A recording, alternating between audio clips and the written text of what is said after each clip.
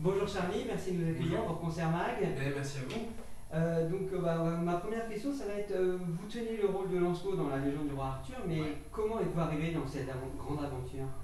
Alors en fait, c'est un chemin assez atypique. Moi j'étais infirmier à la base, en psychiatrie. Puis après avoir posté une vidéo sur internet, il y a The Voice qui m'a contacté pour la saison 3, donc à laquelle j'ai participé et j'ai terminé l'aventure en quart de finale. Oui. Puis après ça, je prépare un album avec mon producteur actuel, avec qui on prépare toujours d'ailleurs l'album. Et au mois de février, fin février, je reçois un appel le samedi matin me disant: Salut Charlie, c'est Dovatia. Est-ce que ça te dirait de monter sur Paris? J'ai besoin de te proposer quelque chose. Je ne connaissais ni d'Adam ni d'Ève. Et donc je suis monté à Paris et j'ai passé quelques étapes de casting auprès de Giuliano, notamment le metteur en scène, et Parini. Et me voilà, Lancelot du Lac, je remplace David Carrera. Oui. Voilà. Et avant de faire le spectacle, connaissiez-vous l'histoire exactement l'histoire de la Je légende du roi connaissais Arthur? la légende, je connaissais surtout les grands noms. Voilà, Merlin, Arthur, Lancelot. Je connaissais pas Méléagant. J'avais entendu un tout petit peu parler de Morgane.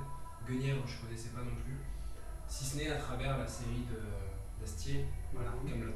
Mais c'était que du flou, pour moi c'était des chevaliers et presque c'était déjà suffisant en fait pour pouvoir me faire rêver quand j'étais enfant. Vous attendiez-vous à un engouement comme il y a autour de ce spectacle auprès du public, et qu'est-ce que vous ressentez par rapport à ça?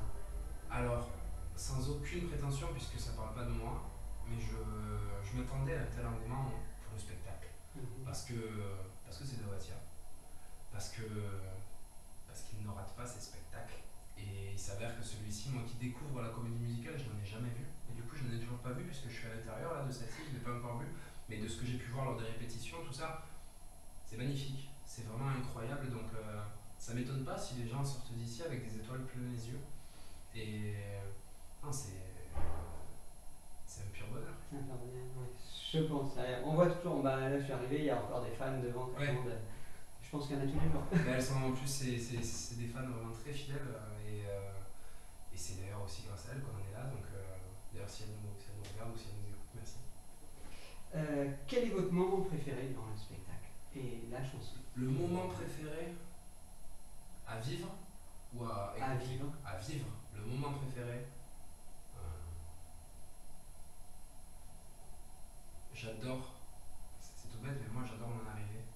Parce que j'arrive après tout le monde dans le spectacle, à la fin de l'acte 1. Et du coup, la scène, le public, tout le monde est déjà chargé en émotion avec tout ce qui vient de se passer.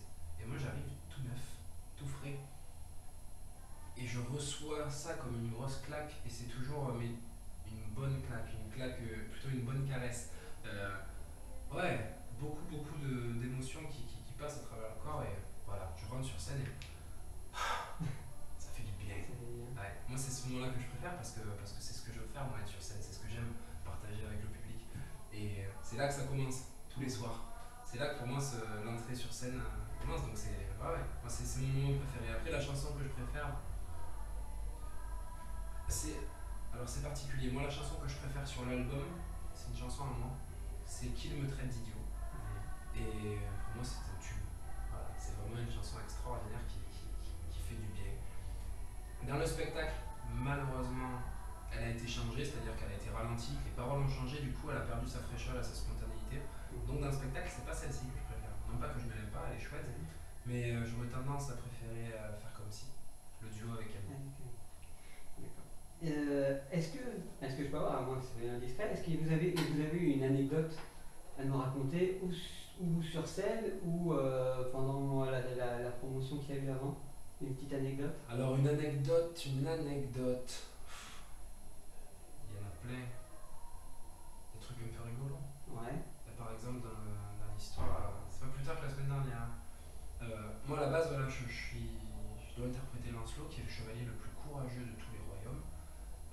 Non pas que je ne sois pas courageux, mais je suis pas un combattant. Voilà, moi je suis un vrai tendre, un vrai cœur pur qui ne veut pas se battre. Je me suis jamais battu de ma vie et je ne me battrai jamais, j'espère. Non, pas de violence. Et là, je me retrouve à devoir me battre. Donc ça va que du coup, j'interprète mon rôle de manière assez pure et que j'y laisse de moi-même. Donc je suis peut-être pas le Lancelot que les gens attendaient. J'arrive pas en disant hey, non, voilà. Mais le moment du combat, voilà, c'était quelque chose que j'appréhendais, le combat avec Maël Hagan. Et maintenant, c'est quelque chose que j'apprécie faire. De plus en plus, on s'amuse. Et la semaine dernière, le combat doit commencer, je suis censé ramasser mon épée, on doit se tourner l'un autour de l'autre.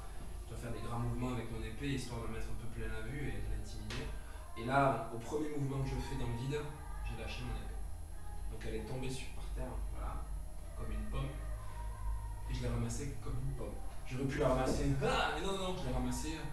Et lui, il a rigolé sur scène, il a fait ah. Donc c'était voilà, mais c'est plein de petits moments. Alors ça, le public l'a vu. Ouais. Ça, on n'a pas pu passer à côté, mais il y a plein d'autres petits trucs que les gens ne voient pas, mais qui nous font mourir de rire. Oui, c'est sûr qu'il va y avoir des petits moments, surtout sur les premières peut-être. Oh, c'est tout le temps, parce qu'on essaie de ne pas tomber dans une routine, on ne veut jamais faire la même chose.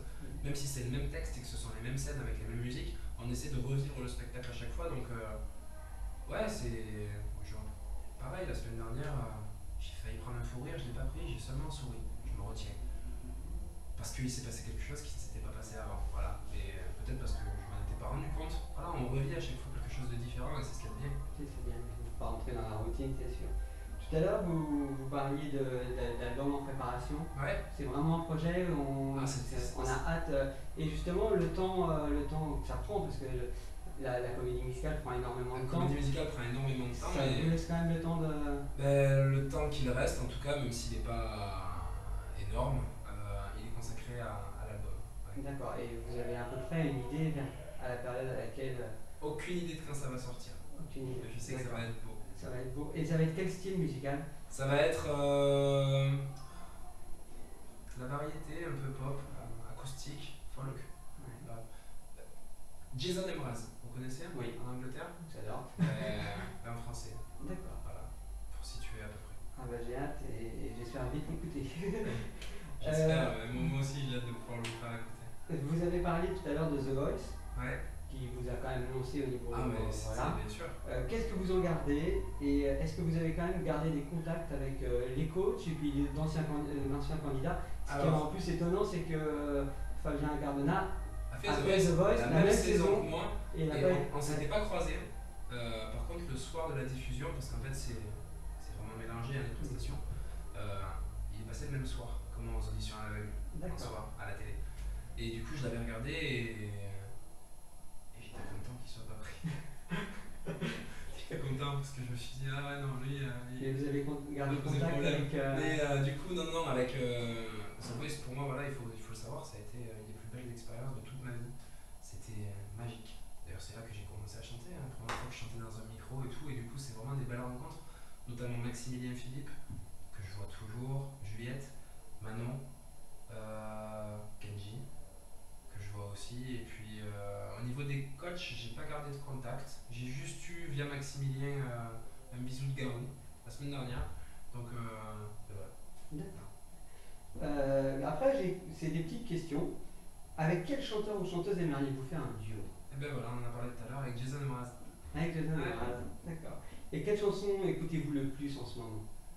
En ce moment, j'adore Joseph Salvat, Open Season, une autre saison. Ouais. Et dans quelle salle aimeriez-vous vous produire pour un concert en solo? La salle qui vous ferait rêver? Mythique, c'est Olympia. Olympia. Ouais. Bah, écoutez, moi je vous le souhaite. Bah, écoutez, moi aussi, j'espère. On n'y est pas encore, mais j'espère. Croisons les doigts. Voilà, on va croiser les doigts. Et puis je vous remercie encore pour cette petite interview. Merci. Je vous remercie.